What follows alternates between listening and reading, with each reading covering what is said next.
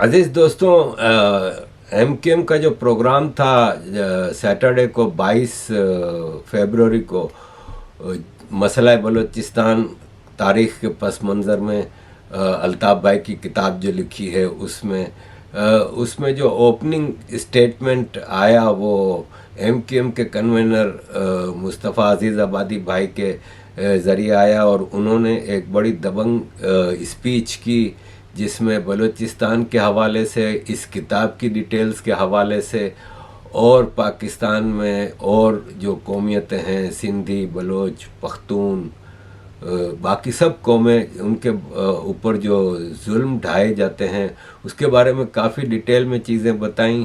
वो आपके सामने स्पीच में एज इट इज़ पेश करना चाहूँगा। बल्कि हकीकत ये है कि ये किताब है पाकिस्तान की वफा और सलामती से मुताल्लिक, और इसका नाम जैसा कि आप देख ही रहे हैं स्क्रीन पर कि मसला बलूचिस्तान तारीख के आईने में। आज हम टीवी पर या सोशल मीडिया पर, टीवी को तो खैर कंट्रोल किया हुआ है, उसमें रोजाना वो खबरें नहीं आती, सोशल मीडिया पर जरूर बलूचिस्तान के हवाले से खबरें आती हैं। शायद ही कोई दिन गुजरता हो कि जब बलूचिस्तान में सिक्योरिटी फोर्सेस पर हमले न होते हों, जो सरकारी दिफाई मराकज़ हैं वहां हमले ना होते हों, और ये हमले यकीनन वो खुद इसकी जिम्मेदारी कबूल करते हैं। बलूचिस्तान के जो मुसल्लह जद्दोजहद कर रहे हैं, मुख्तलिफ तंजीमों की जानिब से उनकी जिम्मेदारियां कबूल की जाती हैं। बहैसियत पाकिस्तानी हम बहुत पाकिस्तान की आजादी के भी दिन मनाते हैं, करारदाद पाकिस्तान का दिन भी मनाते हैं, और आज पाकिस्तान के हवाले से मामला जो है वो एक तरह से ऐसा बना दिया गया है कि अब उसके ऊपर नाउजुबिल्लाह तौहीन रिसालत से भी बड़ा उसको मामला बना दिया गया है। लेकिन बहैसियत पाकिस्तानी हर फर्द को, खा वो पाकिस्तान में रहता हो, बरतानिया में हो या दुनिया के किसी भी इलाके में रहता हो, यह सोचने का लम्हा है, यह सोचने का वक्त है कि अगर आज बलूचिस्तान के लोग अगर हथियार उठाकर वो मुसल्लह जद्दोजहद करने पर मजबूर हो गए हैं, और यहां तक अब पहाड़ों की कहानियां हो गई हैं कि पहले हमने सुना करते थे कि जी वो उस दौर में, अभी आप तारीख सुनेंगे कि 40 की दहाई में खान अफकल्ला के भाई प्रिंस करीम जो है वो चढ़ गए पहाड़ों पर, पहली मुसल्लह जद्दोजहद हुई। फिर उसके बाद जनरल अयूब खान के जमाने में नवाब नौरोज खान वो पहाड़ों पर चढ़ गए, दूसरी मुसल्लह जद्दोजहद हो गई।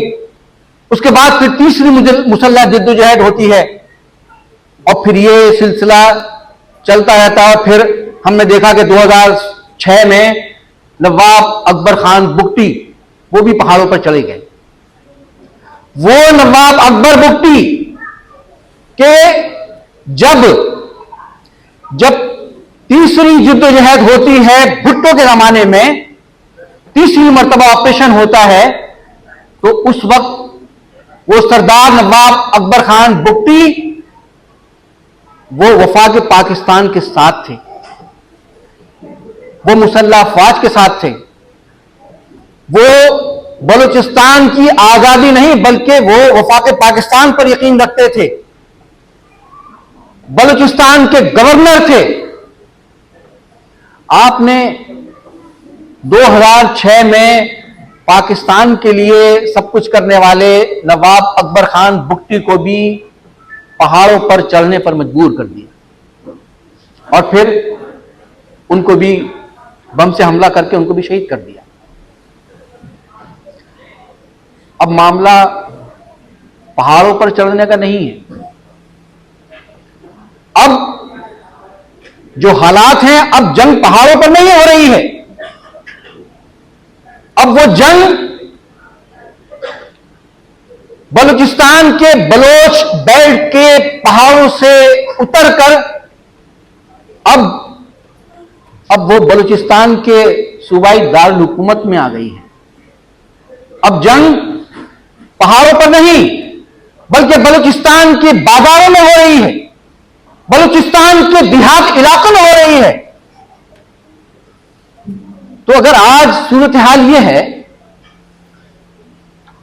अभी चंद रोज पहले नवाब मौलाना फजलुर रहमान साहब, मुल्क के बड़े सीनियर सियासतदान हैं, जमीयत उलमा इस्लाम के सरबराह हैं, उन्होंने कौमी असम्बली में तकरीर करते हुए खुद उनके ये अल्फाज हैं कि बलूचिस्तान के 6 अजला ऐसे हैं कि जहां वो अगर चाहें तो अपनी आजादी का ऐलान कर सकते हैं। मामला यहां तक आ गया है तो सवाल यह है कि आज हालात यहां तक कैसे पहुंचे?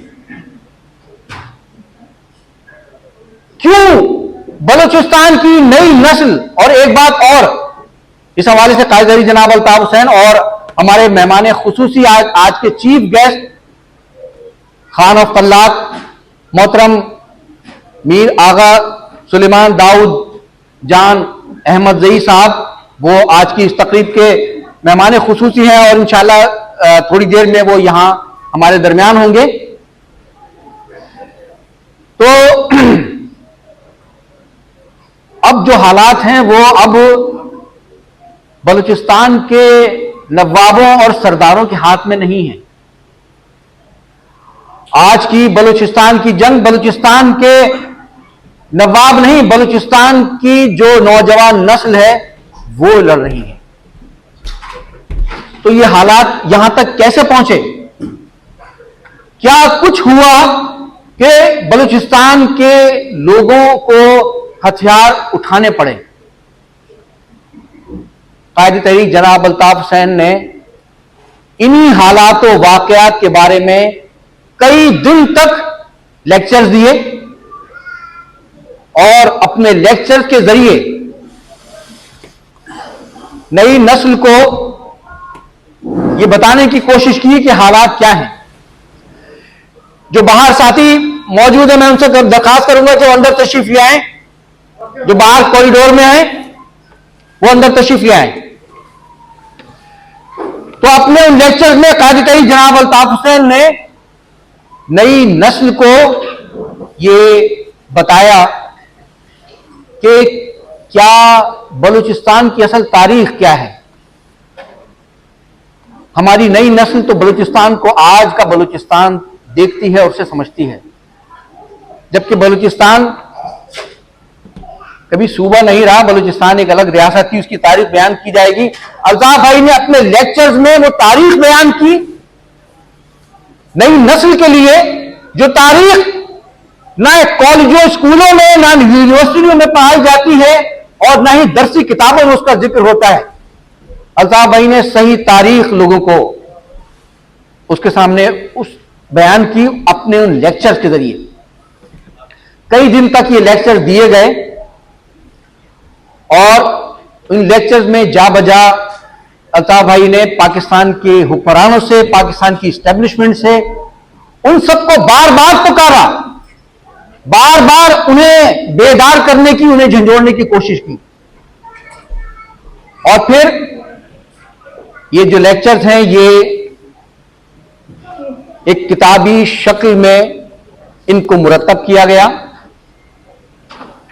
इस किताब के 7 चैप्टर्स हैं और मैं इस स्टेज से यह कहूंगा कि जो फर्द भी अगर आज बलूचिस्तान की तारीख, बलूचिस्तान के असल वाकयात, हालात, आज जो कुछ हो रहा है, इसका पस मंजर, इसके असबाब, इसकी वजूहात को अगर जानना चाहता है अगर वो इसको समझना चाहता है कि आज बलूचिस्तान में ये जो शोरिश है, बलूचिस्तान में आज जो ये मुसल्लह बगावत हो रही है, बलूचिस्तान में आज जो नई नस्ल, जो कॉलेजों यूनिवर्सिटियों के तलबा तालबात, बलोच माए बहनें भी, ये अगर आज मुसल्ला बगावत करने पर मजबूर हुए तो इसके क्या असबाब हैं, क्या उसका पस मंजर है, ये इस किताब में मौजूद है। जो समझना चाहता है वो इस किताब को ले, इसका मुताला करे। ये किताब तस्वीर का वो रुख है जो सच्चाई पर मबनी है, और सच्चाई हमेशा तल्ख होती है, कड़वी होती है। लेकिन अगर आपको अपने मर्ज का इलाज करना है, अगर आपको मर्ज से निजात पानी है, सेहतमंद होना है, तो आपको कड़वी दवाई पीनी पड़ेगी। आपको तल्ख हकाइक सुनने होंगे और हालात का सच्चाई की बुनियाद पर आपको तज्जिया करना होगा। आपको हकाइक को तस्लीम करना होगा, क्योंकि अगर आप जब मर्ज की तशखीस हो जाए, लेकिन अगर कोई मरीज उस तशखीस को कबूल करने के लिए तैयार ना हो, इलाज करने के लिए तैयार ना हो, तो फिर उस मरीज को कोई नहीं बचा सकता। हमेशा डॉक्टर स्पेशलिस्ट ये कहते हैं कि इलाज मर्ज से लड़ने के लिए आधी लड़ाई डॉक्टर लड़ते हैं और आधी लड़ाई उस मरीज को लड़नी पड़ती है अपने विल एंड विश से। तो अगर हम मर्ज का इलाज करना नहीं चाहेंगे, उस तशखीस को जो हकाइक पर मबनी है उसको तस्लीम नहीं करेंगे, और हर मर्ज को, हर मसले को बंदूक और ताकत के जरिए हल करना चाहेंगे, तो इसका नतीजा हम 1971 में देख चुके हैं। 1971 में हमारा ये मुल्क ये दो लख्त हो गया। मुल्क का बड़ा हिस्सा, जिसका जुग्राफिया आज के मौजूदा पाकिस्तान से बड़ा था, जिसकी आबादी मौजूदा पाकिस्तान की आबादी से ज्यादा थी, लेकिन आपने 1970 के इलेक्शन के नताइज को तस्लीम करने के बजाय, मशरकी पाकिस्तान के अवाम के जमहूरी हक को तस्लीम करने के बजाय, उन्हें आईनी और जमहूरी रास्ते से उनको इख्तिदार देने के बजाय आपने उनकी आवाज को बंदूक और ताकत के जरिए दबाया। आपने लाखों लोग मार दिए, लाखों बंगाली नौजवान, मर्द, बूढ़े, तलबा, प्रोफेसर, असातिज़ा, आपने कितने लोगों को कत्ल कर दिया ताकत के जरिए, ऑपरेशन करके। लेकिन उसका नतीजा क्या निकला? उसका नतीजा यह निकला कि मुल्क 2 लाख हो गया, हमारी फौज को हथियार डालने पड़े, और वो मशरकी पाकिस्तान के जिसके अकाबरीन ने, जिसके बुजुर्गों ने करारदाद पाकिस्तान पेश की थी, कि 23 मार्च का हम जो दिन मनाते हैं, तो लाहौर के मंटो पार्क में, जिसे आज आप मीनार पाकिस्तान का वो यादगार का वो कहते हैं मैदान, उस ग्राउंड में 23 मार्च 1940 को होने वाले इज्तिमा में करारदाद पेश करने वाले शेरे जो मौलवी फजल हक थे, वो उनका ताल्लुक मशरकी पाकिस्तान से था, और वो शेर बंगाल कहलाते थे। वो मशरकी पाकिस्तान कि जिसके लोगों ने पाकिस्तान के लिए कुर्बानियां दी, वो शेख मुजीबुर रहमान जिसको आपने गद्दार कहकर आपने उसको धुतकार दिया, उसको कुचला आपने, वो मुजीबुर रहमान जो साइकिल पर बैठकर मशरिकी पाकिस्तान में, तहरीक पाकिस्तान में एक नौजवान तालिब इल्म की हैसियत से अपना किरदार अदा कर रहा था। आपके फैसलों ने, आपके अमल ने उस शेख मुजीबुर रहमान को, जो इंतखाबात का आईनी और कानूनी जमहूरी उन्होंने रास्ता इख्तियार किया, आपने 56 के आईन में उनके साथ नाइंसाफी की। वो अक्सरियत में थे, आपने कहा कि नहीं, तुम्हारी अक्सरियत नहीं मानते, बराबर बराबर में होगा। 50% मशरकी पाकिस्तान के लिए और 50% मगरबी पाकिस्तान के लिए। हालांकि ये इंसाफ और मसावत नहीं, ये ज्यादती थी। वो अक्सरियत में थे, लेकिन आपने उनकी अक्सरियत को नहीं माना। आपने कहा कि पैरिटी का उसूल होगा। आपने वो पैरिटी का 50% भी उनको नहीं दिया।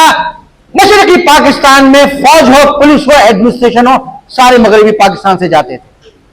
उन्होंने इस पर भी बस किया, इस पर भी उन्होंने माना। उन्होंने इलेक्शन का रास्ता इख्तियार किया, अक्सरियत मिली उनको। दिसंबर 1970 के इलेक्शन में आपने उनका जमहूरी फैसला नहीं माना। आपने उनको इख्तियार देने के बजाय उनको बूटों से आपने उनके खिलाफ ऑपरेशन किया। तो वो तो सब कुछ मान गए थे, लेकिन आपकी नफरत थी कि इन बंगालियों को, जो हमसे कद में छोटे हैं, इनका हक नहीं कि ये आकर हम पर हुक्मरानी करें। तो आपकी इस नफरत ने और इस नफरत के अमली मुजाहिरे ने वहां ऑपरेशन किया, और फिर इसका नतीजा क्या निकला कि पाकिस्तान की फौज को हथियार डालने पड़े और मुल्क दो लख्त हो गया। लेकिन पाकिस्तान के नई नस्ल को ऐसा फ्रॉड बताया जाता है, ऐसा झूठ उनके सामने पेश किया जाता है। कहते हैं कि पाकिस्तान जो है कयामत तक के लिए है, पाकिस्तान कयामत तक कायम रहेगा। भाई हकीकत तो यह है तल्ख कि यह कायद आजम का पाकिस्तान तो 25 साल में 2 लख्त हो गया, टूट गया। और किसी चीज के टूटने का सबसे ज्यादा अगर दुख होता है तो वो उसको होता है जो वो चीज तख्लीक करता है, जो उसको बनाता है, बनाने के लिए रात दिन मेहनत करता है। हमारे बुजुर्गों ने बनाया था ये मुल्क, हमारे बुजुर्गों ने लाखों जाने की कुर्बानी दी थी इस वतन के लिए, और फिर 1971 में पाकिस्तान बचाने के लिए हमारे बुजुर्गों ने, जो आज भी पाकिस्तान की फौज आ गई, लेकिन वो आज भी बांग्लादेश के रेड क्रॉस कैंपों में कसमपुर्सी की जिंदगी गुजार रहे हैं। तो इसका सबसे ज्यादा दुख हमें। तो आज जो मौजूदा पाकिस्तान है, आज वही कुछ जो हमारी रियासत ने, हमारी रियासत के हुक्मरानों ने जो कुछ 1971 में मशरकी पाकिस्तान में किया, वही मर्ज वही है।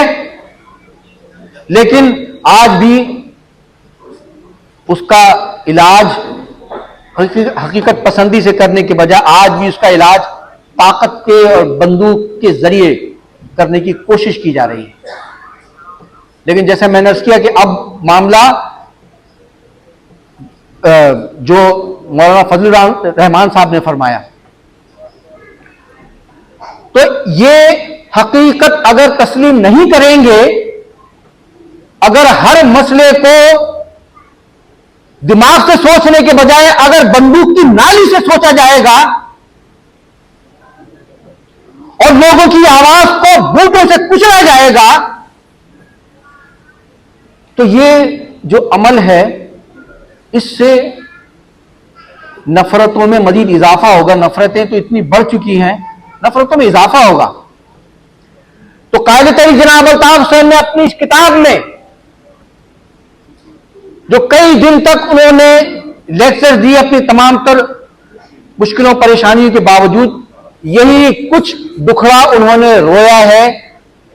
किस लिए? पाकिस्तान को बचाने के लिए। तो अल्ताफ भाई अपनी सी कोशिश कर रहे हैं, अपने कलम के जरिए, अपनी आवाज के जरिए, आज भी वो टिकटॉक पर हफ्ते में 3-4 दिन नशिस्त करते हैं, लेक्चर देते हैं टिकटॉक पर, और 3-3, 4-4 घंटे वो तबलीग कर रहे हैं, रास्ता दिखा रहे हैं, लोगों में शऊर बेदार करने की कोशिश कर रहे हैं, और साथ साथ मुल्क की किस्मत के फैसले करने वालों को भी पुकार रहे हैं, उनसे अपीलें कर रहे हैं, फरियादें कर रहे हैं। लेकिन हम ये देख रहे हैं कि आज भी हर जगह ताकत ही का इस्तेमाल है। हमने मुहिम शुरू की, काजी तरीक अल्ताफ हुसैन ने अपील की कि भाई अगर आप समझते हैं, आवाम से अपील की, अगर आप समझते हैं कि आप अल्ताफ हुसैन के नजरिए से, उसके फलसफे से आप समझते हैं, मुत्तफिक हैं, तो आइए, सिर्फ 1 रुपया दीजिए और इसका मतलब है कि आप इत्तेफाक करते हैं। हमने पुरअमन तौर पर यह अमल शुरू किया, हमारे लोगों ने लोगों से मिलना शुरू किया इलाकों में जाकर। लेकिन जब एक कराची में, सिंध के तमाम शहरों में, पंजाब में, हर जगह लोगों का रिस्पांस आना शुरू हुआ, लोग जौक दर जौक खुलकर अल्ताफ भाई की हिमायत में कहने लगे कि भी आई सपोर्ट अल्ताफ हुसैन, हर फर्द कह रहा है, बाजारों में, दुकानों में, इलाकों में, तो देखा कि ये तो लोग इस तरह से खुलकर अब अल्ताफ हुसैन की हिमायत में निकल रहे हैं, लिहाजा उन्होंने गिरफ्तारियां शुरू कर दी। हमारे बुजुर्गों को, हमारे कई साथियों को गिरफ्तार कर लिया। कल हमारे पश्तून साथी हैं अनवर तरीन भाई, उनको गिरफ्तार किया। एक बुजुर्ग हैं आफ्ताब बकाई भाई, उनके घर पे छापा मारा, उनके बेटे को, जियाउद्दीन बकाई को ले गए। हमारे एक और साथी नवाबशाह से डॉक्टर बिलाल, उनको गिरफ्तार कर लिया कर। कई और साथी गिरफ्तार किए जा चुके हैं, कई लोग लापता हैं। तो ये तर्ज अमल है। ये अल्ताफ भाई ने कल भी इस हवाले से हंगामी नशिस्त करके भी ये अपील की कि भाई ये बंद करें, ये ना करें। जबकि पाकिस्तान का जो मौजूदा आइन है, इतनी मर्तबा उधेड़े जाने के बावजूद, कई मर्तबा कुचले जाने के बावजूद, और इसका हुलिया बिगाड़ दिया गया, इसके बावजूद आज भी पाकिस्तान का आइन शहरियों को यह हक देता है कि वो राइट टू असेंबल, लोग इज्तिमा कर सकते हैं, लोग अपनी सियासी जमात बना सकते हैं, लोग अपने सियासी पैगाम को दे सकते हैं, लोग लोगों से मिल सकते हैं। यह पुरअमन तरीका है। लेकिन हमें इस पुरअमन, इस आईनी हक से भी महरूम करने की कोशिश की जा रही है। तो यह सिलसिला बंद होना चाहिए। जो गिरफ्तार शुदगान है उनको रिहा किया जाना चाहिए, और आईनी कानूनी जो हक है शहरियों का, वो उन्हें मिलना चाहिए। एमकेएम के साथ जो कुछ हो रहा है, ये जुल्म ज्यादती का सिलसिला बंद होना चाहिए। और ये जो आज का मौजू है, आज की किताब की जो रूनुमाई है बलूचिस्तान के हवाले से, तो खुदारा ये हकायक हैं, इनको हमें तस्लीम करना चाहिए। और अगर कोई प्यार से, कोई मोहब्बत से आपको ये बताए कि आपके चेहरे पर कोई दाग लगा हुआ है, आपको आईना दिखाए, आपको यकीन ना है, वो आपको आईना दिखाए कि तुम्हें यकीन नहीं आता, इस आईने में देखो तुम्हारे चेहरे पर ये दाग है, तो अपना चेहरा साफ करने के बजाय आप आईनों को तोड़ने लगें, ये कौन सी अक्लमंदी है? तो खुदा के लिए आईने तोड़ने के बजाय अपने चेहरों को दुरुस्त कीजिए। कुचलने के बजाय, आवाजों को बंद करने के बजाय, उन पर पाबंदियां लगाने के बजाय आवाजों को सुनिए।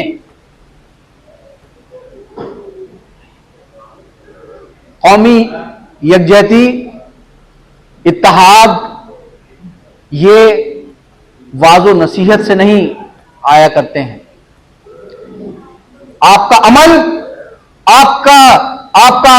आपके फैसले, आपकी पॉलिसीज, वो लोगों में मोहब्बत पैदा करेगा या नफरतें पैदा करेगा, ये आपको समझना चाहिए, क्योंकि अगर पाकिस्तान की पार्लियामेंट में मौलाना फजल रहमान साहब जैसे जीरक और बुजुर्ग सियासतदान वो असेंबली के फ्लोर पर अगर ये कहने पर मजबूर हो जाएं कि बलूचिस्तान के 6 अजला ऐसे हैं कि वो आजादी का ऐलान कर सकते हैं, तो फिर अंदाजा लगाइए कि मामला हालात किस नहज पर पहुंच चुके हैं।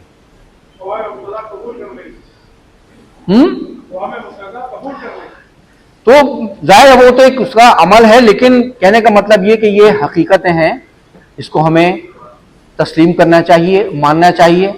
कायदे तहरीक जनाब अल्ताफ हुसैन पर बरसों से पाबंदी आयद है, किस लिए? क्या उन्होंने पाकिस्तान का कौमी खजाना लूटा था? क्या उन्होंने सरे महल बनाया था? क्या उन्होंने पार्कलैंड और एवन फील्ड में बंगले और महल बनाए थे? अल्ताफ भाई तो आज तक कभी इख्तिदार की किसी कुर्सी पर विराजमान नहीं हुए, तो पार्लियामेंट में भी कभी नहीं गए।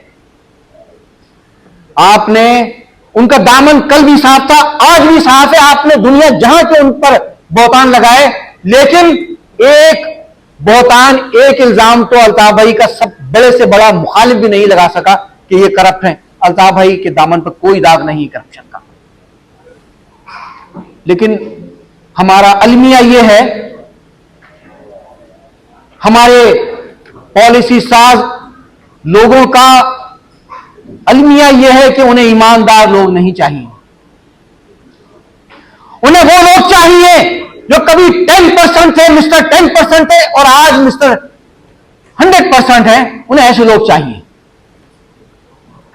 उन्हें वही लोग चाहिए कि जिनका दामन करप्शन की गिलाजत से अटा हुआ हो और जिनका माल पाकिस्तान नहीं बल्कि दुनिया में कहीं कहीं न जाने किन किन ममालिक में बटा हुआ हो, और फिर वो आकर मुल्क के कुर्सियों पर विराजमान हो जाएं। उन्हें ईमानदार लोग नहीं चाहिए। उन्हें वो लोग नहीं चाहिए कि जो हर मर्तबा उनके दिए हुए पैसों को ठुकरा दें और बिकने से इनकार कर दें। उन्हें ऐसे लोग नहीं चाहिए। उन्हें वो लोग चाहिए कि जो उनके हर इशारे पर दुम हिलाते हुए जहां चाहे वहां चले जाएं और जो कुछ चाहे उनके साथ करा लिए जाए।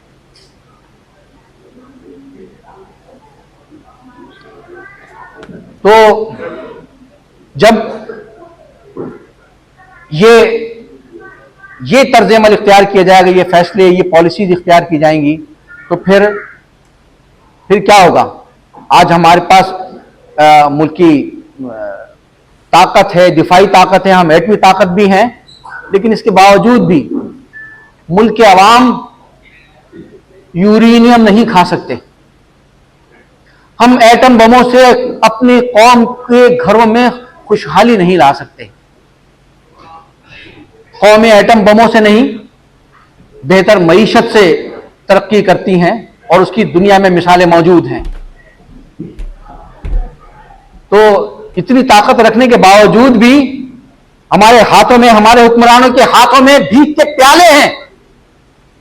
और हमारे मौजूदा वक्त जो वजीर आजम है मियां शहबाज शरीफ साहब, वो बरमला एक मरतबा नहीं कई मरतबा ये कह चुके हैं कि मैं बैरून मुल्क फला फला दौर पे गया तो मुझे देखते ही उन्होंने कहा कि ये अब आ गए हैं, मांगने आ गए हैं। ये वजीर आजम साहब कह रहे हैं, मौजूदा वजीर आजम साहब, कल भी उन्होंने जलसे में ये बात कही। तो जिस मुल्क के वजीर आजम की उनकी पहचान ये हो कि वो कहीं भी जाए उन्हें उस मुल्क के हुक्मरान भिखारियों से तशबीह दें, ताबीर करें, तो दुनिया में माजरत के साथ लोग भिखारियों को भीख तो देते हैं, उनकी कोई इज्जत नहीं होती। तो क्या फायदा है ऐसे एटम बम का, ऐसी ताकत का, कि जहां हमारे मुल्क की अक्सरियत वो आज फाका कशी कर रही है, भीख के प्याले हैं, हर एक में भीख मांग रहे हैं। और लोग, ये शर्म की बात है, कहते हुए शर्म आती है कि लोग आज अपने पेट की, अपने बच्चों की पेट की आग बुझाने के लिए कुछ खुदकुशी कर रहे हैं, कुछ दरियाओं में कूदकर अपनी जान दे रहे हैं, और कुछ अपने जिस्मों को बेच रहे हैं, बेटियों को बेच रहे हैं। क्या हम नहीं देखते ये वाकया? तो कौन जिम्मेदार है इन सबका?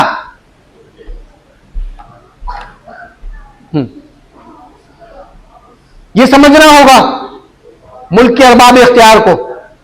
ये समझ लें तो बहुत अच्छी बात है। हम दुआ ही कर सकते हैं कि अल्लाह ताला उनको समझने की तौफीक अता फरमाए। मैं इसी के साथ आपसे जाना चाहता हूं, चंद मिनट में इंशाअल्लाह हमारे दरमियान हमारे मेहमान हो गए। बहुत बहुत शुक्रिया। जी मजलूम, जी अल्ताफ हुसैन।